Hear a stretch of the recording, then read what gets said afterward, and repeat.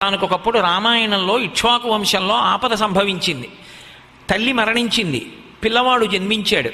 ఆ పిల్లవాడు ఎలా బ్రతుకుతాడు అని అనుమానం వచ్చింది. అప్పుడు దేవేంద్రుడు వచ్చాడు. వచ్చి ఈ పిల్లవాడు మరణించకుండా వీడికి నేను అమృతస్రావం చేస్తానను మాం ధాత, నేను ఇస్తానని చెప్పి బొటనవేలును ఒంట్లో పెట్టాడు. ఆ బొటనవేలులోంచి అమృతం స్రవించింది. దాన్ని చీకాడు. చీకితే మాంధాత, అందుకని ఆయనకు ఆ పేరు వచ్చింది. ఆయనే నర్మదా నదిలో వెళ్ళి తపస్సు చేశాడు. చేస్తే నది చీలి మధ్యలో ఒక చిన్న ద్వీపం ఏర్పడింది. మాంధాతృపురము అని పిలుస్తారు. అదే శంకరాచార్యులు వారు ద్వాదశ జ్యోతిర్లింగ స్తోత్రంలో స్తోత్రం చేశారు.